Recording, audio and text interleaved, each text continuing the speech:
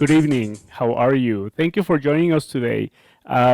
This is the first of three webinars that we will be holding in SM and UDP.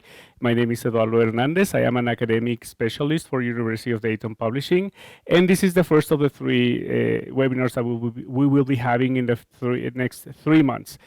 Before we begin, let me invite you to either follow us on our English page, which is going to be shown on screen right now, or if you would rather follow us on the Spanish feed, you can follow us through the SM Facebook page.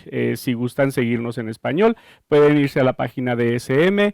And if you would like to follow it in English, you can do it through the UDP Facebook page. All of them, both of them are shown on screen. Let's begin, because we don't have a lot of time and we have a lot to talk to you about. And the topic for today is the action-oriented approach. And as you can see on the screen, there's a small puzzle in there. And we like to think of the action-oriented approach as another component of the puzzle of the communicative approach, which we are all familiar with. And we're going to explore a little bit what it is all about. Another reason why we chose this topic to talk to you about today is because the official program, the official SEP program, has a lot of components from the action-oriented approach embedded into the program, which has been maybe confusing for us to figure out when we're in front of the classroom with our textbooks and try to follow the program, or with any textbook. It becomes kind of confusing to understand what we should be doing inside the classroom. And hopefully by the end of today, we will clarify some of these doubts. And when you look at the program again, it will probably ring some bells on why the program is structured the way it is, and why probably the activities and the sequences proposed are structured the way they are. But without any, also before I forget, please send us your comments or your questions in the chat. We have a moderator. At the end of the session, we're going to have a question and answer session for us to answer any question that you may have regarding the topic today. So without further ado, let's begin, because we don't have a lot of time. Let's begin by making a small reflection of what it means to communicate, but let's focus more on the motivation to communicate.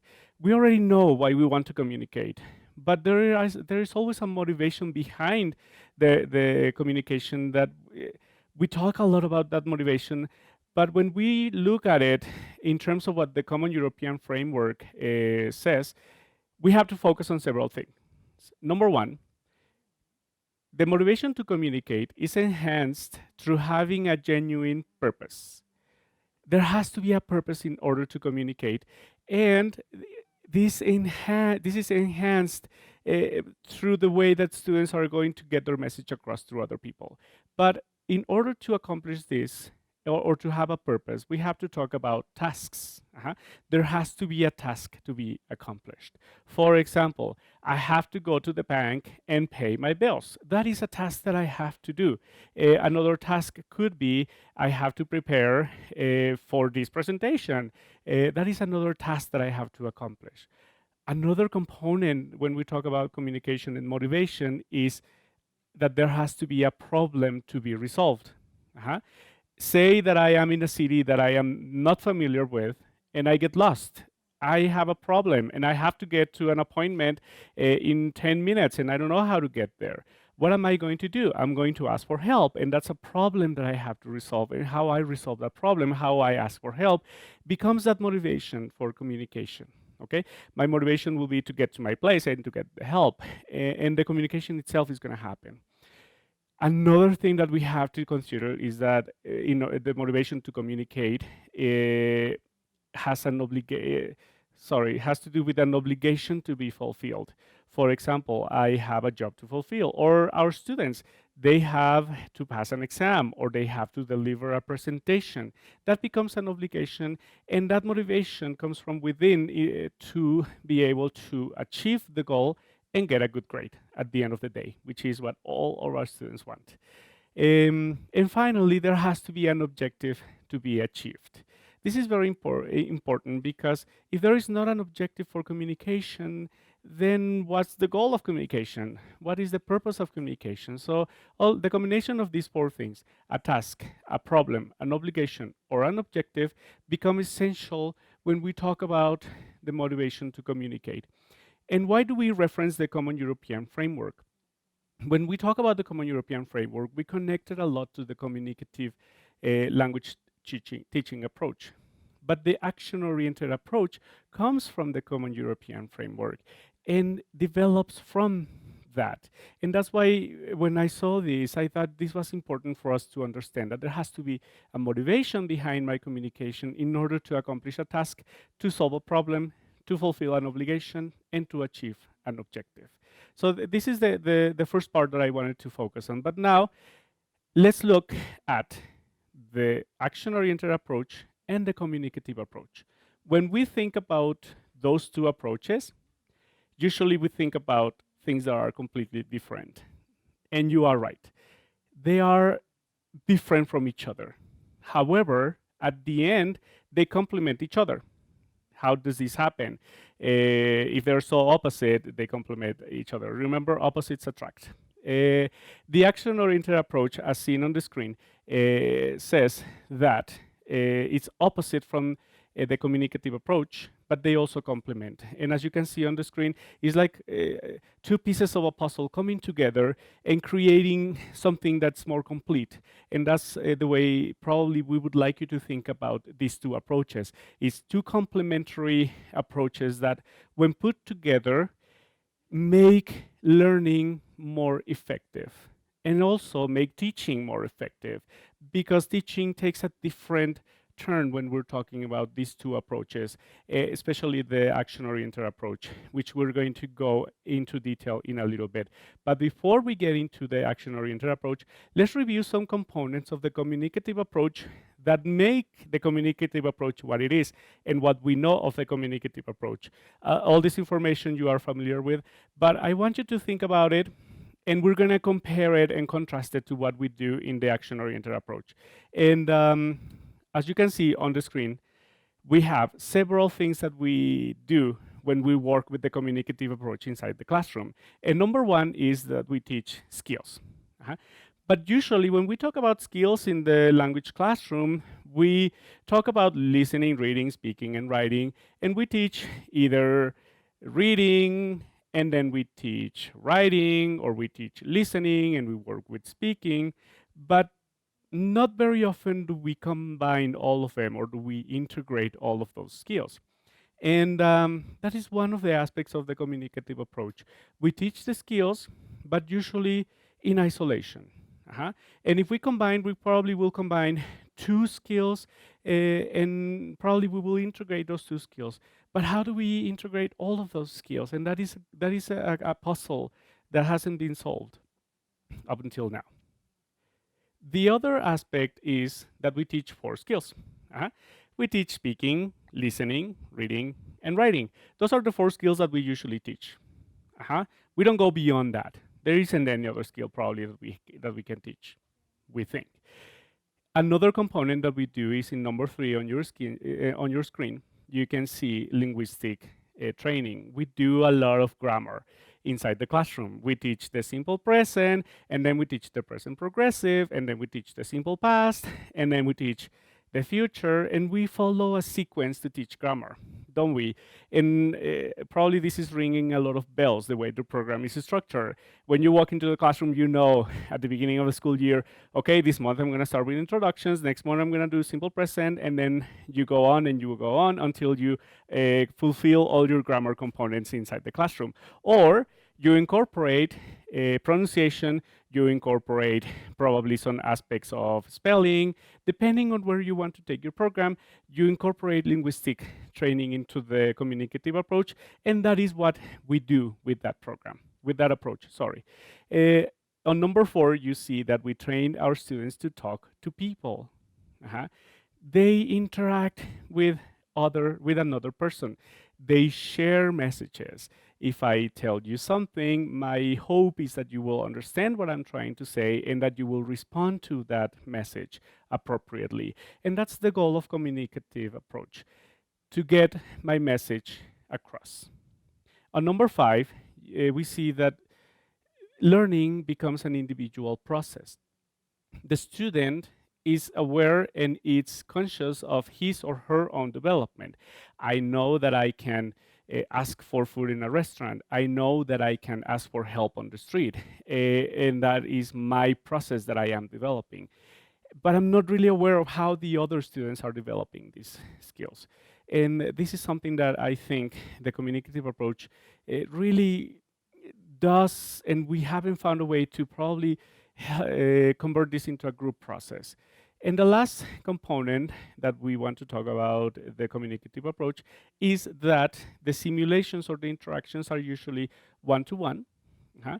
And one-to-one, we mean probably teacher-student. The teacher says something, the student replies to that, or vice versa, or a student is placed in a situation where they have to share information with another student or solve a problem with another student. But pair work is very popular in the communicative approach. Group work is encouraged, but usually group work is working for a project, or at the end of the session, we'll work as a group. But that happens after the students have worked individually, then in pairs, and then in group. If we look now at what all of these components look like in the action-oriented approach, we're showing them right now on the screen. Uh-huh. Skills, which is the first one that we talked about, are taught in integration. Skill isolation is not effective with this approach. That is the first idea that we have to get in our heads in order to do our lesson planning and our lesson delivery. Our skills have to be integrated. They cannot be separated, because if not, communication is going to happen only with one skill, and it's not going to be very effective. In real life, we use different skills to communicate. We use listening and then speaking and then writing or reading. And then from the reading, I have to report either by speaking or by writing. So skill integration is what we do in our daily lives, in our native language. We have to translate that into the foreign language or the second language that we are learning and apply skill integration in the classroom. The second component was that in the communicative approach, we talked about 4 skills. Remember? Speaking, listening, reading, and writing. But in the action-oriented approach, we are actually talking about 5 skills. But if you see on your screens, you only have 4. That means that speaking takes 2 dimensions in the action-oriented approach. And in a little bit, we're going to go into the skills, and we're going to see what is that 5th dimension and that new dimension that speaking takes into in this approach. On number 3, we talked about linguistic training. With the action-oriented approach, what we are discussing and what we are proposing is that we do linguistic and a social activity. That social component cannot be separated from the linguistic ability that we are developing, because usually we are social people. We are in groups. We work in the classroom. We have a family. We have a group of friends. We interact with other people in a social context, and we have to develop that ability as well. And the linguistic is now supported by the social activity inside the classroom in order to develop more meaningful classes and more meaningful learning. Number 4, we said in the communicative approach that we train our students to talk to people. In the action-oriented approach, what we are doing is going a little bit beyond and not only talking to people, but what we are doing now is interacting with people, and interaction takes different dimensions. Interaction means that we need to learn how to get a message across, but also interact with a group and develop social practices through interactions. Therefore, the use of social linguistic abilities are very important, and it's tied to what we said about developing linguistic and social activities or social skills inside the classroom. This is where it comes together, and all of these skills that our students develop to communicate in the language are what matter in this new approach. Whereas in the communicative approach, we talked about in an individual process, with the action-oriented approach, we have to think about a group process.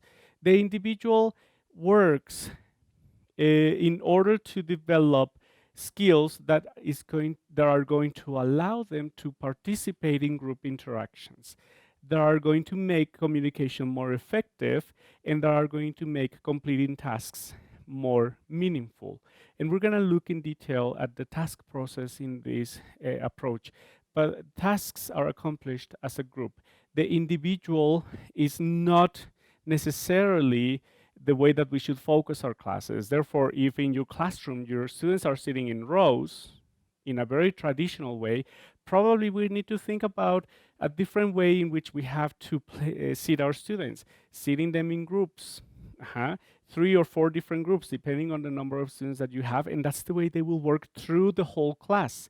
And the group interaction is not an objective to be achieved at the end of my class, but is the way that my students are going to work through the whole class in order for them to develop their language abilities.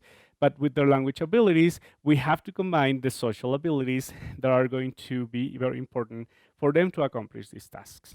And finally, that group interaction is going to be supported by collaboration and cooperation. And that's why in your program you see a lot of activities that say, well, this is a cooperative learning activity, this is a collaborative learning activity.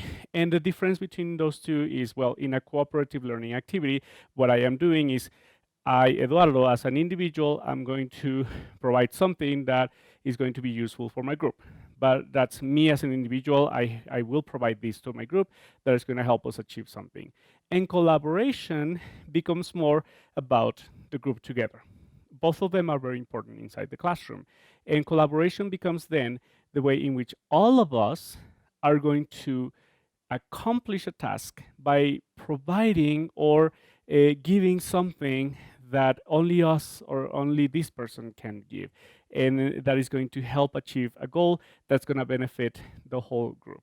And that's the objective of the action-oriented approach.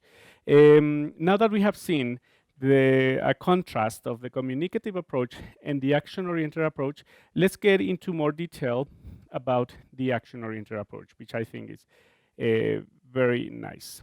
When we think about the action-oriented approach, we have to talk about 4 fundamental things. And the first thing that we have to think about is our learner. Our learner becomes the center of our teaching. This is not new. This has been around for a long time, but we're going to see how it changes now a little bit, okay? Also, we have to think about competences, tasks, and the implications of this approach inside the language classroom. I want to pay special attention to tasks. I've been mentioning tasks a lot, and tasks are become the central part of the language of the learning process, where the center is the student or our learner. But let's look at them individually. In terms of the learner, this approach thinks of the language learner as a social agent, a part of a social group, part of something bigger. And within that, we have to talk about the actions. Actions have to happen within a context. If there is no context for the action, then the learning is not going to be meaningful. The learner is not being placed at the center. Without a context, the learning is going to be more difficult, if it happens at all. And finally, something important about the learner is that the learner has to be aware of the goal of the action presented in class. Say, in today's class, you want your students to accomplish something. You want your students to learn how to ask and give directions on the street. Your student has to be aware of these goals since the beginning of the class. Today, we're going to learn how to give and ask for directions. But if you notice, we're not telling them you're going to ask questions. You're going to use certain grammar structure or certain vocabulary. What we are telling them is the goal of what we are going to do today, or in this chapter, or in this semester, you name it. But the student always has to be aware of that goal, because that's going to determine what's going to happen inside the classroom and how it's going to happen inside the classroom. Okay, so again, the learner becomes a social agent. The actions have to have a context, and finally, the learner has to be aware of this goal.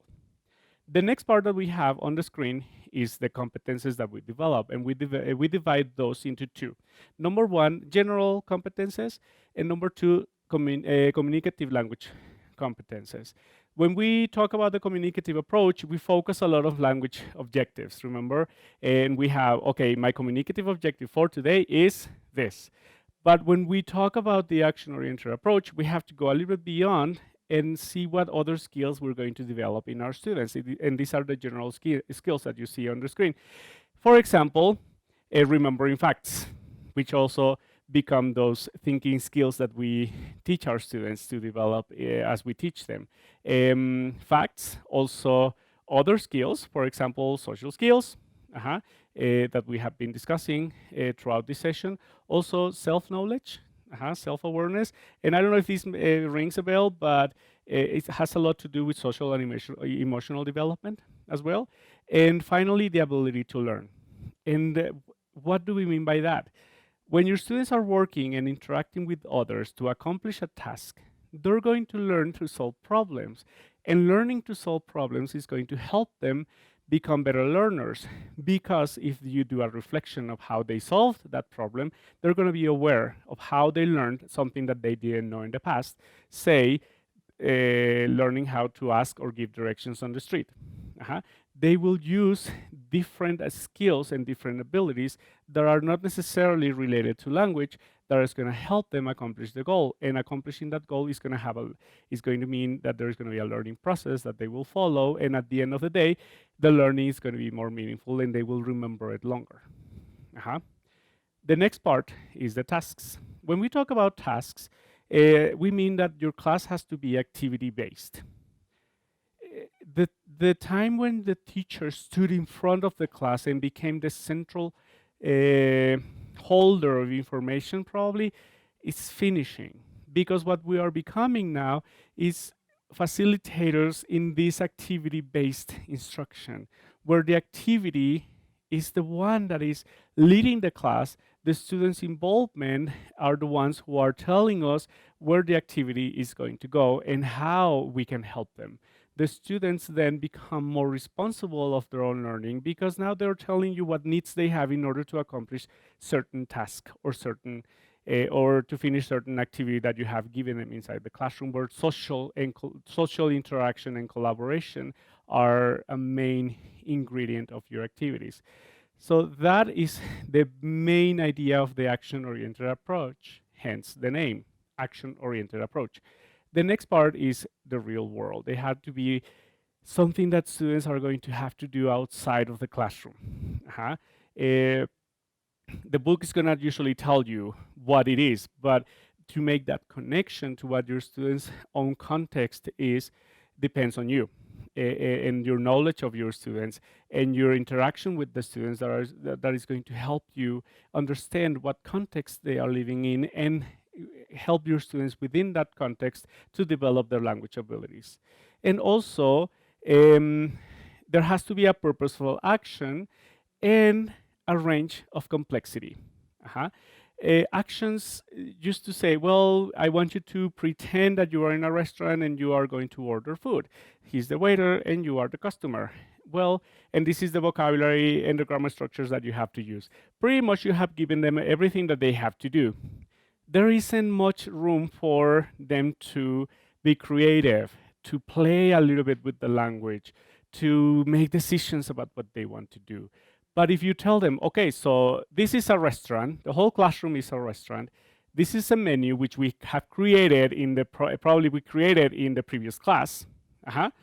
Your roles are, these are the waiters, these are the customers, we have a manager to solve problems, and you assign students specific roles within that larger context, then it becomes something completely different, because the range of complexity has increased. You have made things a little bit more difficult, because now they have to work on, I need to get the waiter's attention. I have to make a complaint because my food is not good.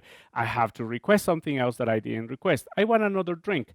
I want another side, etc. So that range of complexity is going to depend also on your students' language ability. However, the objective is that you make the situation as realistic as possible in order for your students to get involved, for the learning to be meaningful, and for you to accomplish your teaching objectives at the end of the day.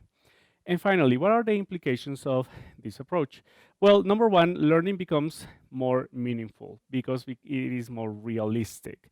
If you create a situation that immerses the student in probably in the language learning, but through a situation, then the learning becomes even fun, because your students are going to start making their own decisions about how they're using the language, how they're solving their problems, etc. And at the end of the day, they're going to be able to understand and remember that learning process because it was created through a situation instead of just feeding them information that probably they won't retain.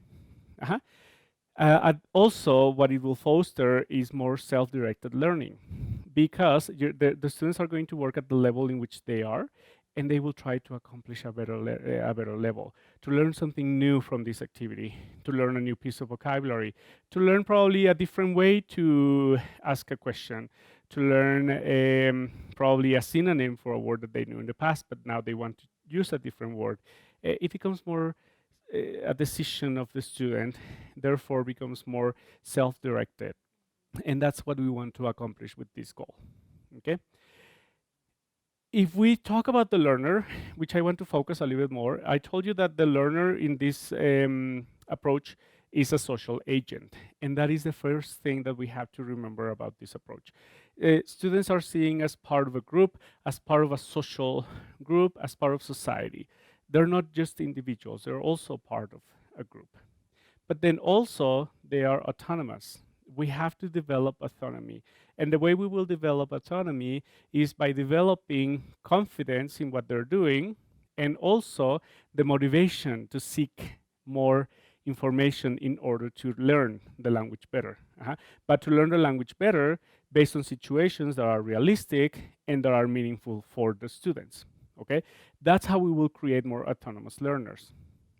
Also, with this combination, what we are doing with the students is developing critical thinking skills. Because if we follow the idea of creating a restaurant inside the classroom and you give them a menu, well, they have to choose from an item in the menu. So in order to choose, they have to evaluate, they have to analyze, they have to probably compare one dish from the other. Probably if I'm on a diet, I'm not going to choose the hamburger, I'm going to choose the salad. Or probably if I'm not feeling so well, I'm not going to drink a soda, I'm going to drink a tea. And making those decisions, develop those critical thinking abilities that are going to help your students in the long run. Probably in the classroom, you may see it as well. It's just an interaction, it's just an activity. But really what you're doing with your students goes beyond just developing their language abilities. Another thing that we have to think about is that it has to be research oriented. Our students have to become seekers of information. In the past, our students were just receivers of information, but they didn't ask for that information, did they? We had a plan, and the plan says that you have to cover A, B, and C, and you have to cover A in the first month and B in the second month, but now we're reversing the role a little bit. And if you look at your program, what the program is going to tell you, okay, so this is the social practice that you have to accomplish, and these are the different things that you will use. What the program is not telling you is that you can choose from all those different components. You don't have to teach all of them, but that in order to accomplish that social practice, there are different things that you can do, or different ways in which you can accomplish that. Okay, so those are the two things that you have to think about when you think about your students in terms of them as information seekers.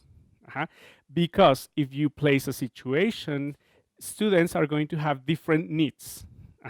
They're going to have different language needs. They're going to have different motivation for doing this activity. So you have to be able to identify that and put it, create the context that's going to help all of your students along the way. And for them to become research oriented also means that probably they will have to go out there and find information to bring into the class in order to accomplish this task. For example, say that you want to tell them, okay, let's plan a trip around the world. And this trip, we have to visit so many countries. We have to be probably placed in the Americas, etc. And they will have to go out there and research what places are there in the Americas that are interesting for me to go to. if you notice, you're not telling them, go and find out about Argentina or go and find out about Brazil, but they're going to look for information that is interesting and relevant for them. But you're encouraging research, and the research that is motivated by their own interests. You only created a context.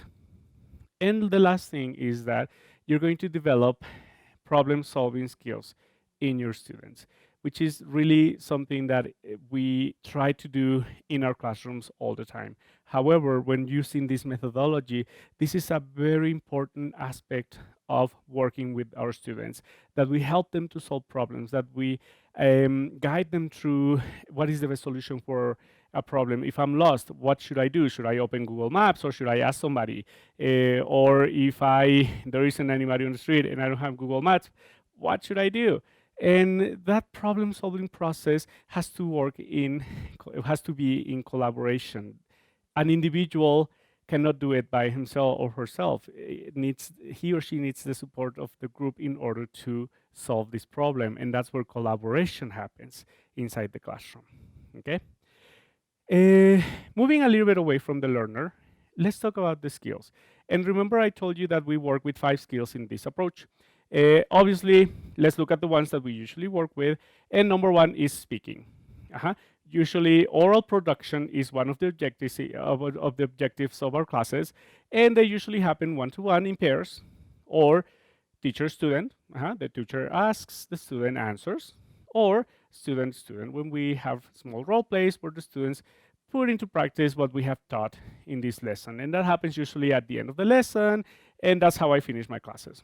And that's the most important skill that we develop with the communicative approach. We also work with reading, and that's another skill, the second one.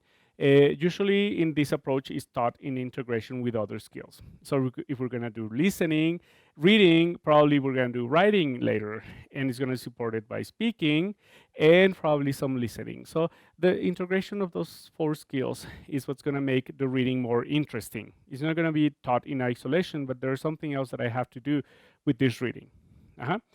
Also, listening, another skill that we develop in our classes. We try to do listening through authentic situations.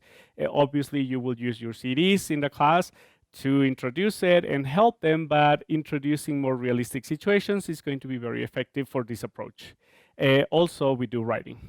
Mostly collaborative writing activities inside the classroom and focused on real life situations. For example, writing emails, text messages, sending a WhatsApp, etc., making presentations, because in my project in this unit, I have to give a presentation on a certain country for the whole group to choose the best place to visit in the Americas. Depending on what it is that you have to accomplish with your students, that integration of skills is going to be very important. But what is that 5th skill that I told you about? Remember, I told you that speaking takes a different 2 dimensions now. The first dimension is oral production, which obviously is part of our classes. That's not going to go away. But the other skill that we will develop on our skills, and you can see it on your screen, is oral interaction. How is oral production different to oral interaction? Well, that oral interaction becomes part of the task. And the language that is going to be used or learned inside this interaction is not going to depend on me, the teacher. It's going to depend on the student, on the situation, and the needs for communication. What's going to be very important here? Students' social linguistic abilities and also their pragmatic abilities. Those social linguistic abilities, which is that combination of my linguistic knowledge of the language, the knowing about the language, but also that social interaction that I have with the members of my group.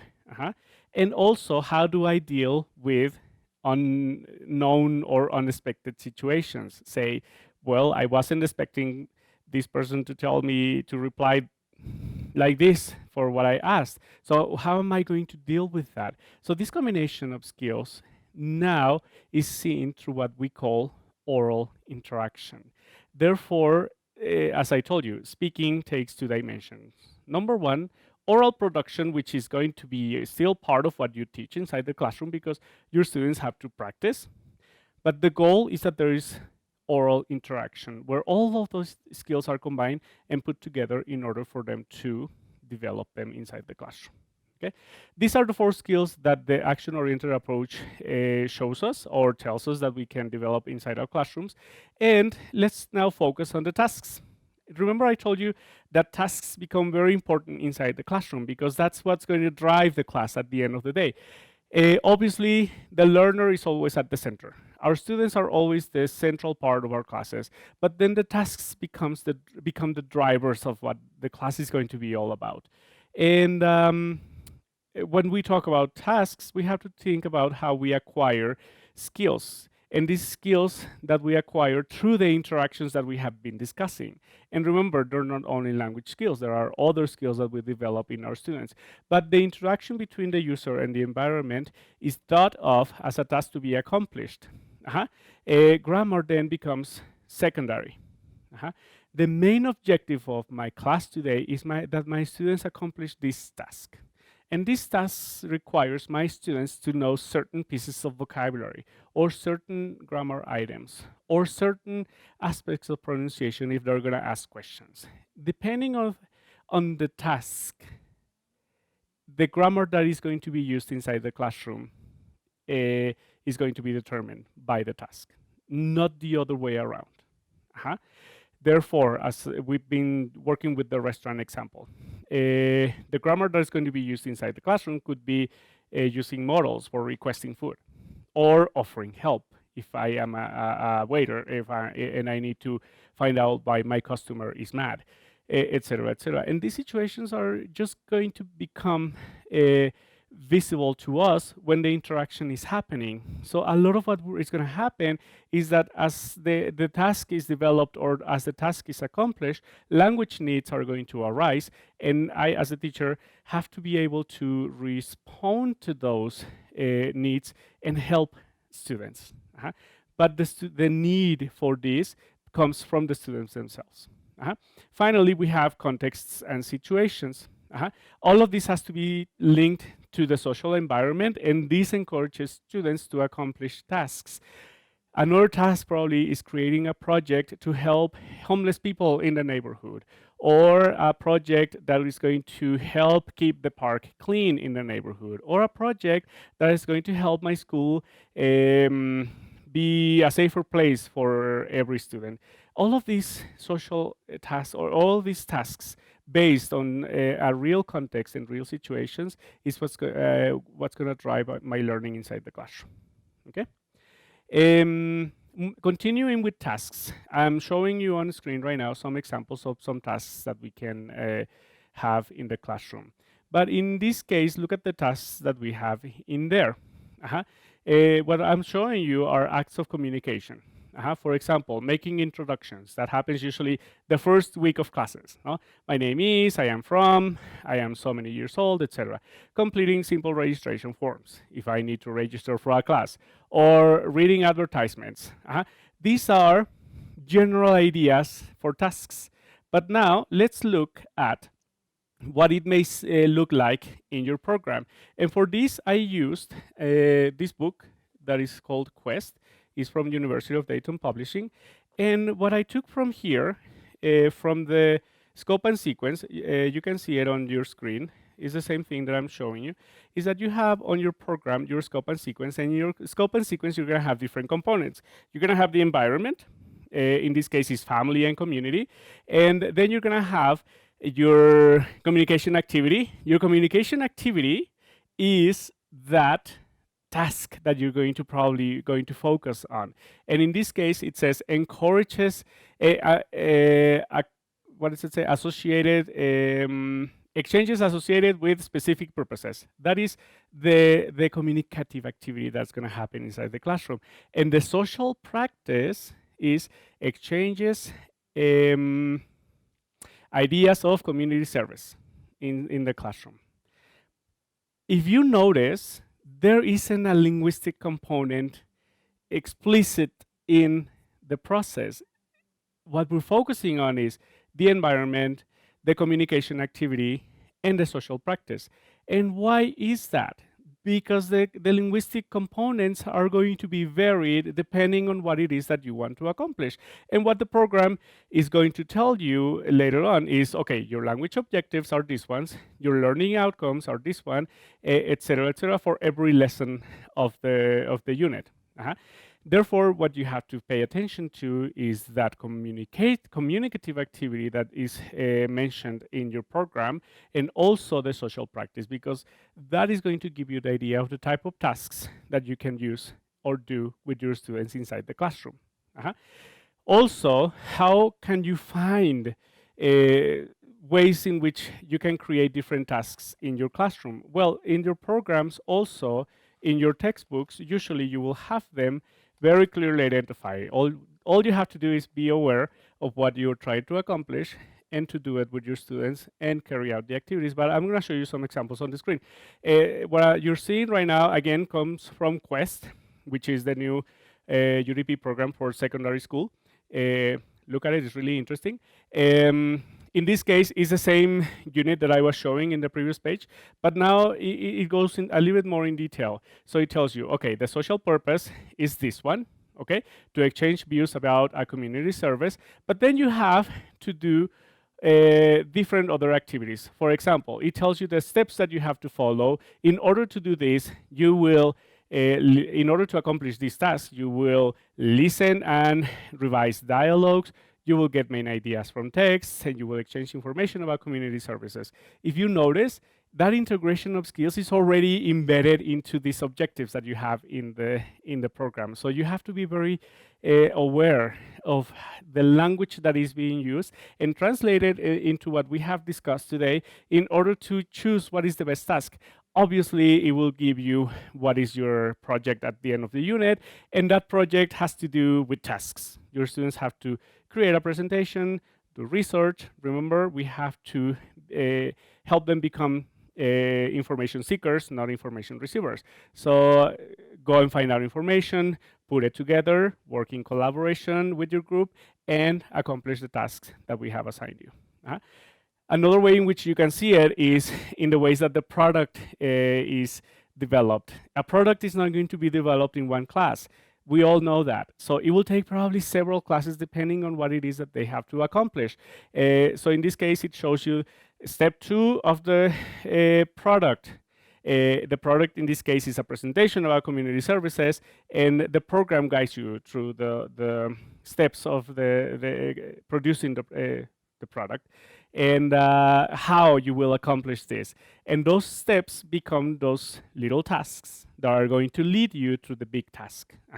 Remember, the tasks are central to the learning process. Another way is probably responding to messages or responding to written input. In this case, it tells you that what you're seeing on the screen is look at what type of text is this, what requirements do you think the fire department has, and what questions do you have about, what questions do you think that Marta has? So making those predictions and then probably writing them down and then working together to complete the form, etc. And that becomes a task in itself.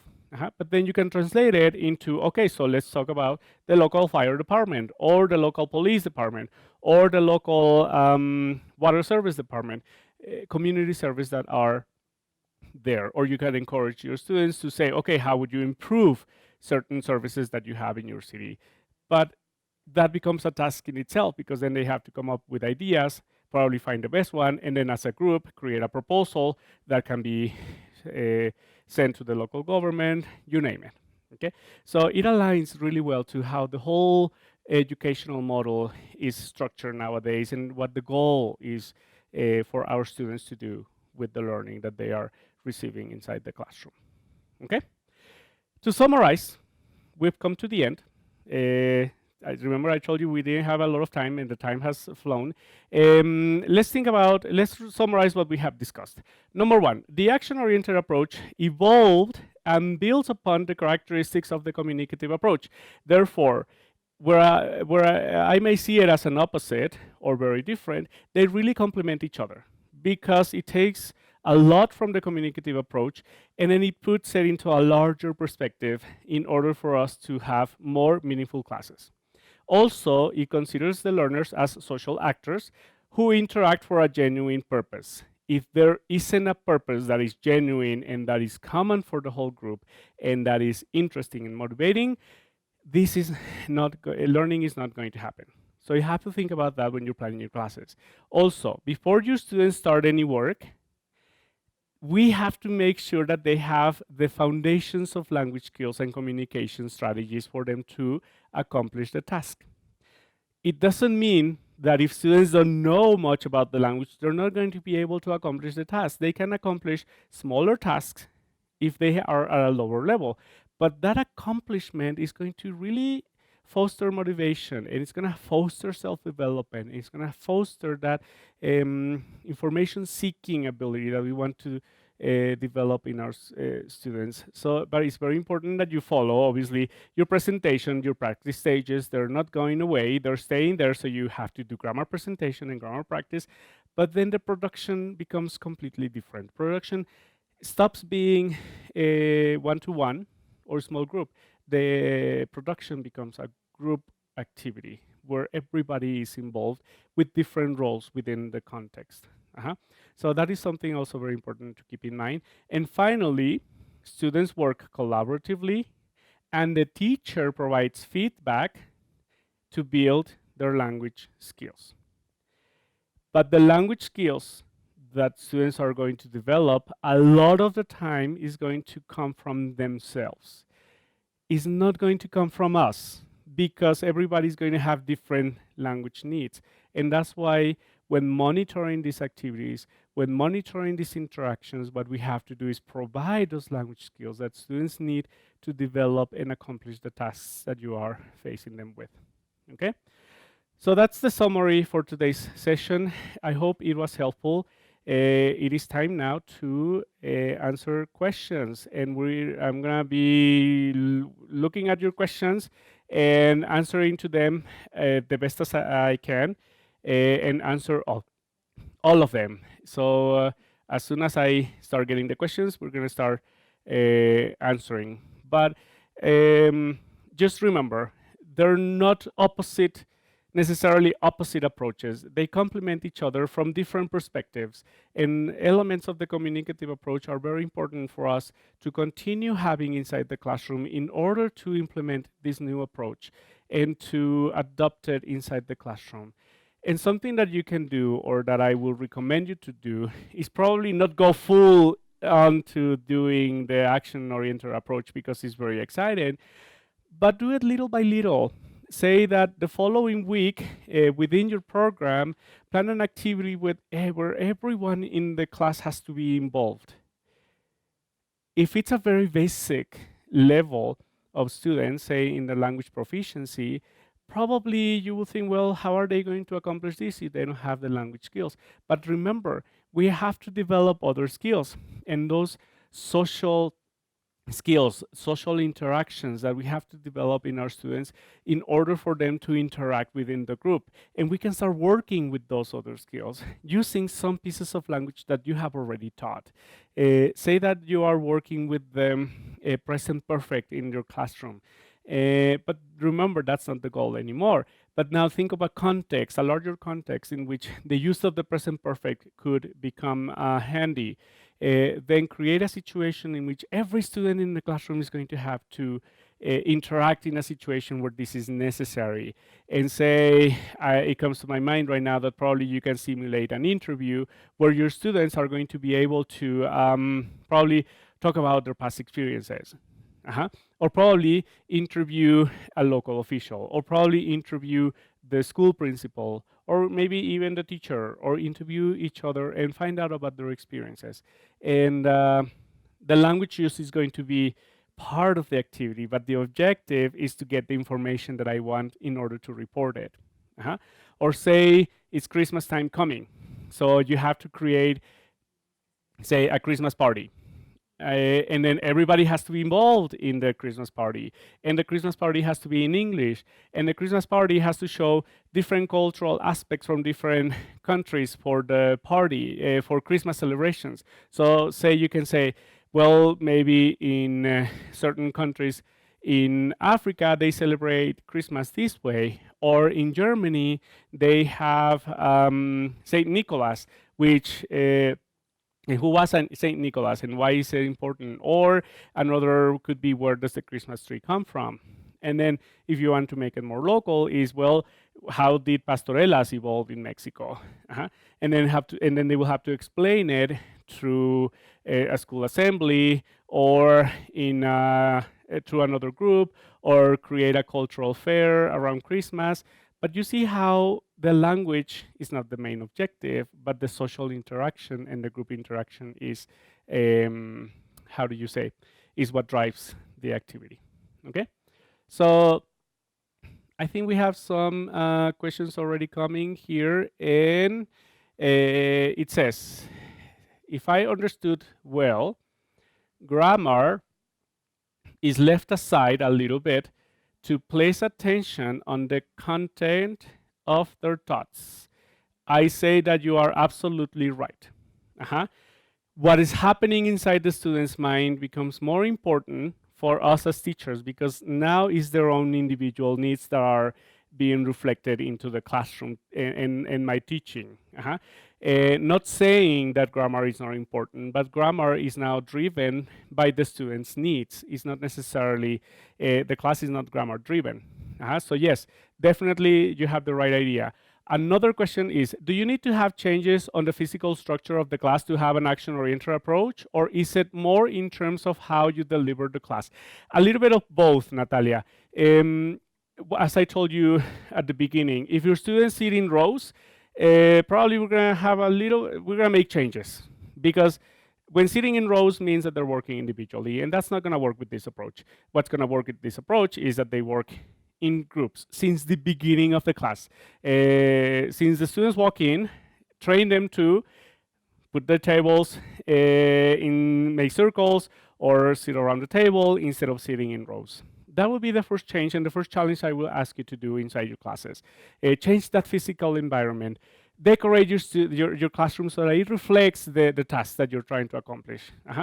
And then the way that you deliver your class, you will follow several steps. You will do your presentation, you will do your practice, but you will place more emphasis on that group interaction that's happening inside the classroom. So there has to be a modification on what we do inside the classroom.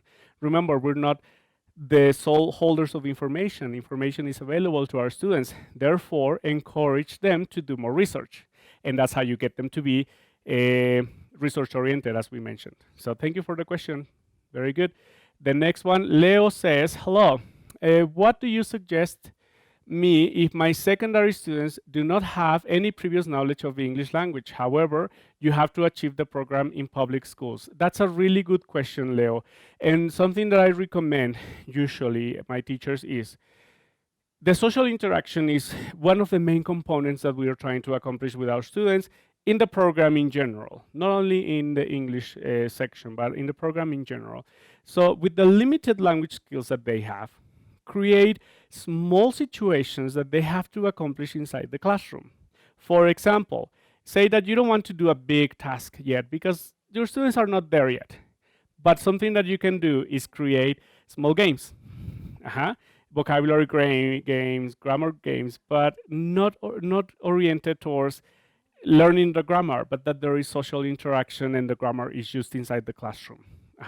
Because I know that in the public sector, it becomes very challenging when you have so many students, a program to accomplish, and the students don't have the level.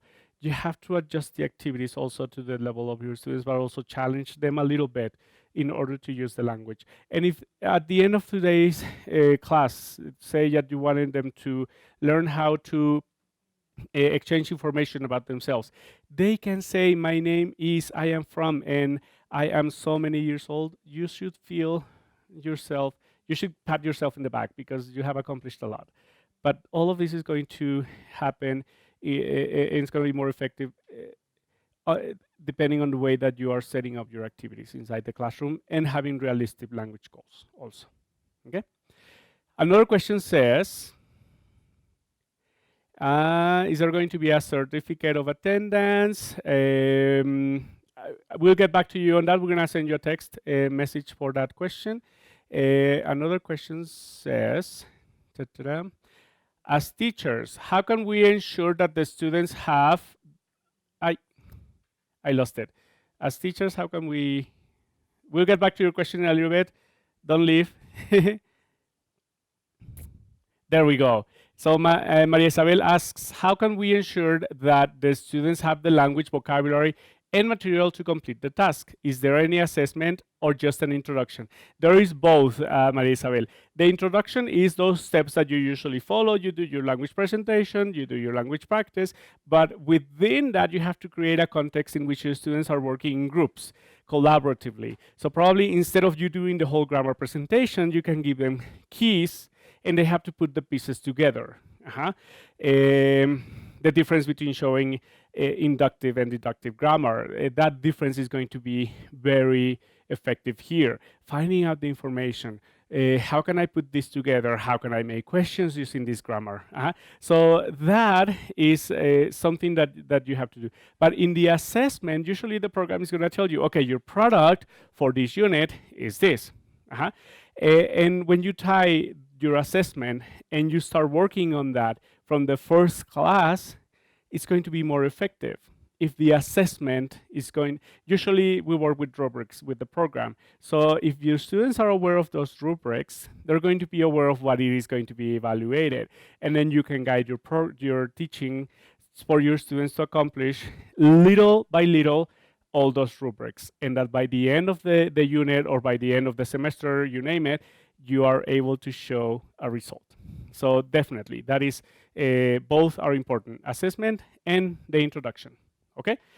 We already answered the one, the certificate of attendance. Natalia's question is answered. I think we have gone through all the questions, haven't we? I think we're going to call it off. We're done. Thank you so much for your questions. I appreciate that you took the time to be here with us today. This is a new approach for us here in Mexico. It's not new. It has been developing and in the making, and as with any other approach, I'm sure there are going to be improvements made or new suggestions, but we will be there to help you through the process, to share more information with you through our social networks. Follow us on Facebook. Please send us comments, send us your thoughts. If you start using it inside your classroom, send us a message, tell us how it works. Group interactions, if you have questions, how do I do group activities inside the classroom, send us a message. Starting in January, we're gonna have a UDP community where we will be sharing a lot of content with you that you can implement in your classes. So definitely you will be able to get information, get familiar, and start working with the action-oriented approach. Thank you very much. My name is Eduardo Hernández. I appreciate the time. Goodbye. Oh, not yet.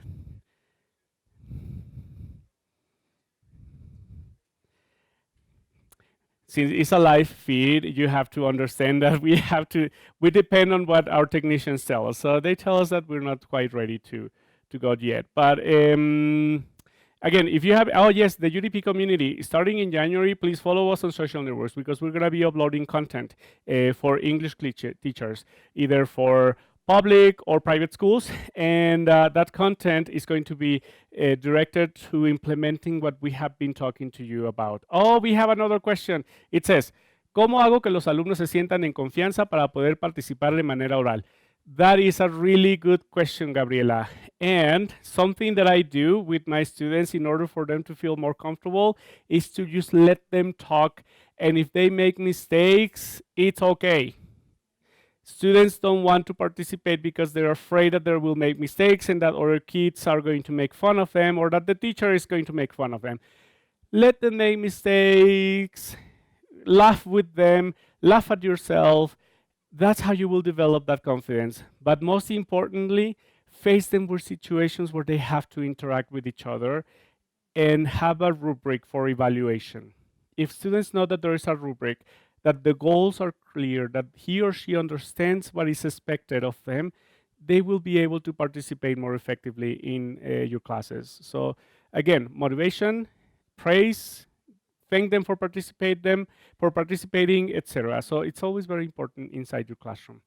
We have another one that says, is there a specific rubric you can use to evaluate oral and written skills at this level? I mean, in your books, there are any suggestions to evaluate and help students reflect on their own learning and performance? Yes.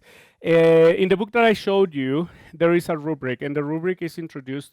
Even students have the rubric, and probably I can show you an example of that rubric. And that rubric becomes very important when here. Here is the speaking rubric, and it tells you what is the aspect from excellent, average to poor, and then on grammar and vocabulary, pronunciation, and interaction. So there is a rubric for speaking, there is a rubric for writing, and these rubrics are present through the program for you to have a very clear way of evaluating students, but not only for yourself, but students as well. If students are aware of this rubric, they will know what is expected of them, and they will know how to develop and get there. So thank you for the question. It's very important to understand that. And I think now it's all the questions that we had. I told you we were going to answer all the questions, and we have done that. Thank you so much. Again, my name is Eduardo Hernández. Follow us on our social networks. Beware of our following webinars in January and in March, I believe. So thank you so much. Have a good night. Goodbye.